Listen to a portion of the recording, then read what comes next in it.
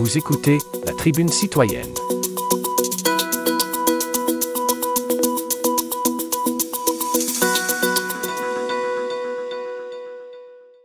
Marc Hébert discute avec Amélie Hens des dernières actualités de la Fédération des télévisions communautaires autonomes du Québec, notamment de l'adoption du projet de loi C11. Nous l'écoutons.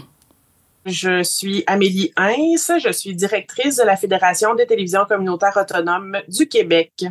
Alors, merci beaucoup Amélie d'être avec nous puis de bien vouloir répondre à nos questions aujourd'hui. On se parle parce que, entre autres, il y a le Sénat qui a adopté le projet de loi du gouvernement C11, la loi sur la diffusion continue en ligne. Alors, apparemment, ça va modifier la politique canadienne de radiodiffusion et puis ça accorde de nouveaux pouvoirs. Est-ce que tu voudrais, à l'organisme qui est le CRTC, est-ce que tu voudrais nous parler de qu'est-ce que ça va changer? Puis qu'est-ce que c'était un peu avant, mais qu'est-ce que ça apporte de nouveau, justement, pour que les gens comprennent bien? Oui, donc le projet de loi C11, ça vise à inclure les entreprises de diffusion en continu. Donc, pour donner des exemples, on va parler de Netflix, YouTube, dans le système de radiodiffusion. Parce que jusqu'à présent, la loi ne concernait que les entreprises de radiodiffusion, donc comme par exemple TELUS, Bell, Vidéotron, Cogeco.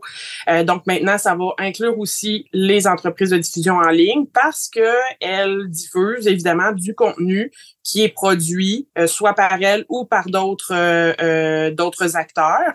Donc c'est l'objectif de tout ça, c'est de les soumettre en fait à peut-être pas aux mêmes conditions, mais à certaines conditions qui pourraient ressembler à ce que les entreprises de radiodiffusion doivent respecter. Donc, un certain pourcentage de contenu canadien, obliger une certaine découvrabilité du contenu canadien aussi, puis participer à la production de ce contenu-là. Donc, en gros, c'est ça que ça vise, le C11.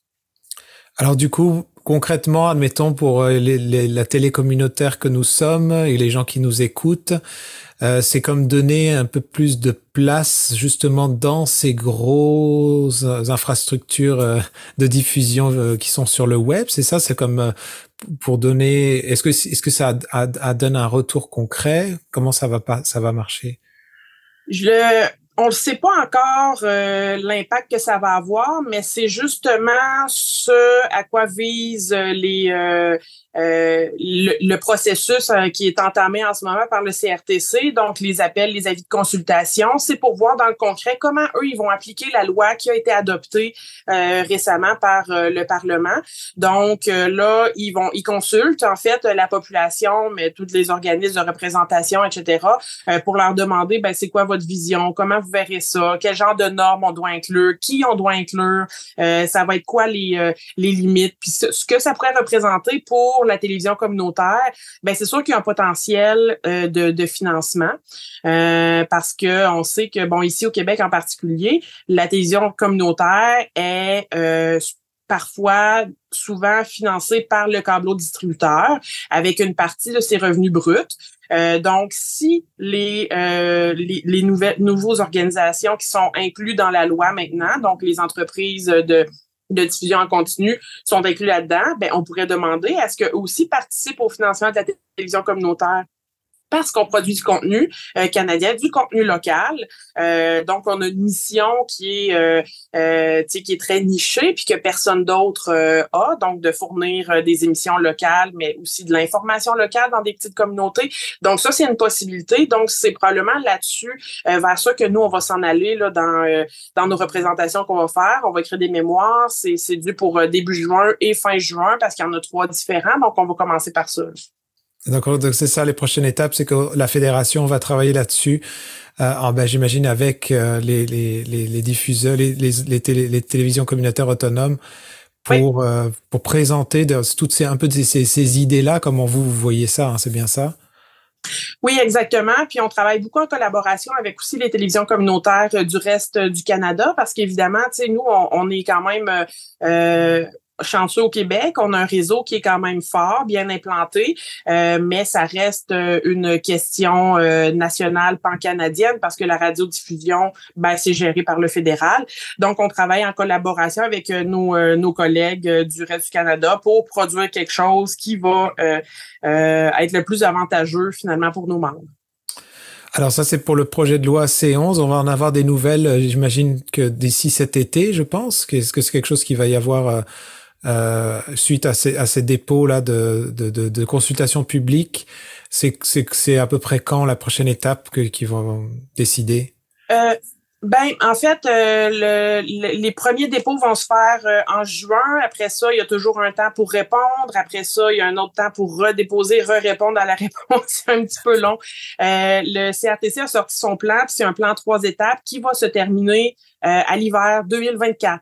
Donc, on s'imagine que quand la loi est adoptée, voilà, c'est chose faite. Maintenant, on peut passer à autre chose, mais non, avec le CRTC quand même, puis les consultations, puis l'implémentation, tout ça, ça va prendre un autre an et demi avant là qu'on voit vraiment le bout du tunnel, là, mais bon, ça avance. D'accord. Alors donc ça, c'était pour C11, et je sais qu'il y a aussi le C18. Est-ce que tu voudrais nous faire un petit bref résumé sur à quoi correspond exactement ce projet de loi? Oui, C18, donc ça va concerner les plateformes de diffusion en ligne. Donc, c'est pas nécessairement des producteurs de contenu, mais c'est des plateformes qui vont diffuser le contenu qui est produit ailleurs. Donc, on va parler de Meta, donc Facebook, de Google. Évidemment, quand on fait des recherches Google, c'est ce qui va ressortir, c'est des choses que c'est pas Google qui a produit. Donc, c'est des productions qui viennent d'ailleurs. Donc là, l'objectif de C18, c'est de faire participer ces plateformes-là à la production de nouvelles au Canada, parce que en fait ce qui est arrivé dans les dernières années, ça fait quand même un petit bout là que c'est en marche. La manière que les nouvelles étaient financées, c'était par la publicité, évidemment, c'était la plus grosse source de revenus. Mais les publicitaires ont déserté les médias traditionnels pour aller acheter de la publicité en ligne. Donc, le marché est tout là, mais les plateformes en ligne, ils participent pas ou très peu à la production du contenu qui est diffusé sur leur plateforme. Donc, l'objectif de C18, c'est de faire participer ces plateformes-là à la création du contenu pour financer les nouvelles au pays. Donc, en gros, là, c'est très, très grossièrement, c'est à ça que ça sert C18. Puis là, on est rendu vers la fin du processus. Le projet de loi, il est en 3e lecture au Sénat. Donc, c'est pour ça qu'on a fait une intervention récemment au Sénat pour demander à ce que la télévision communautaire soit explicitement nommée dans les partenaires potentiels pour les géants du web. D'accord, c'est vraiment ça serait un gros, c'est comme lier un peu, demander de l'argent à Facebook entre guillemets et d'autres pour la production, tout ce qu'on produit sur le canal, sur les réseaux et qu'on poste justement sur Internet. Toi, tu penses que ça, est-ce que c'est quelque chose qui, est-ce que c'est David contre Goliath ou comment tu vois ça? Est-ce que c'est quelque chose où tu sens que c'est potentiellement, c'est possible? Il y a un potentiel, mais c'est évident que, tu sais, on n'a pas les mêmes ressources que les plus grands réseaux. Et puis, la manière que fonctionne C18, en fait, ça va être des ententes de gré à gré qui vont être passées entre les géants du web et les médias, les organismes de presse qui veulent recevoir de l'argent. Donc, il n'y aura pas la création d'un fonds indépendant qui va distribuer l'argent qui est mis là-dedans chaque année. Donc, il faut aller passer une entente avec directement Google ou Facebook si on veut avoir de l'argent. Donc, c'est pour ça que nous, on tenait à ce que les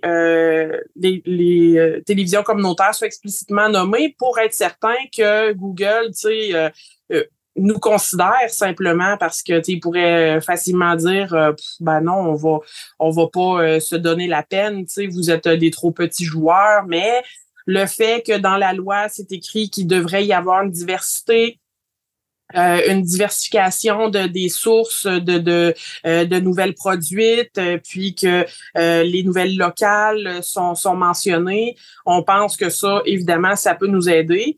mais encore faut-il réussir à contacter Google et ou Facebook pour parler avec eux autres puis en venir à une entente, là. Donc ça, c'est pas fait encore.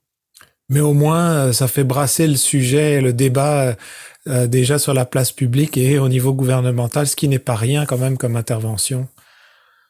Oui, exactement, tu sais, puis c'est quelque chose qui va être connu, fait qu'après, bon, nécessairement, ça peut juste, on peut juste avancer, tu sais, puis l'objectif, c'est justement que le gouvernement soit au courant puis reconnaisse le travail qui est fait par nos télévisions puis les médias communautaires en général, dans un monde où l'information est de plus en plus centralisée dans les grands centres.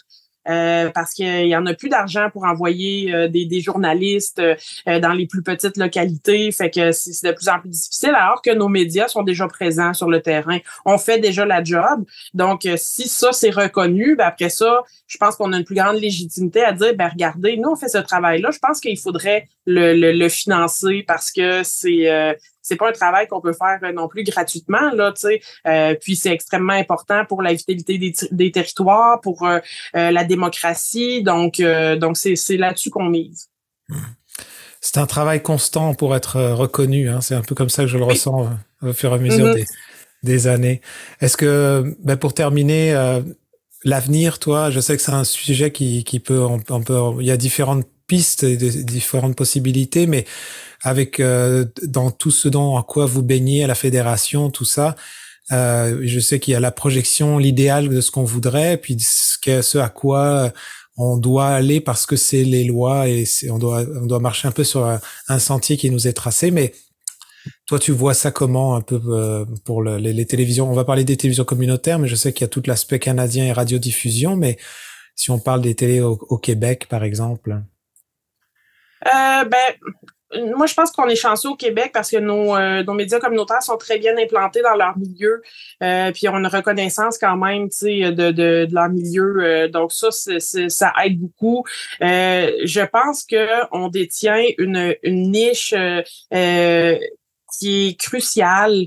L'information locale, ça va jamais arrêter d'être important. Les gens vont jamais vouloir arrêter d'en avoir. C'est impossible. Donc, c'est sûr que pour moi, on est là pour rester. Pour moi, c'est une évidence. Après, il faut réussir à ce que les plus grandes corporations le reconnaissent, ça, puis être financé à notre juste valeur pour le travail qui est réellement produit, puis l'impact que ça a dans les communautés.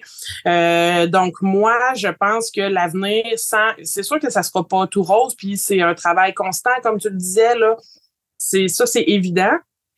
Mais ça va rester primordial, ça va rester hyper important.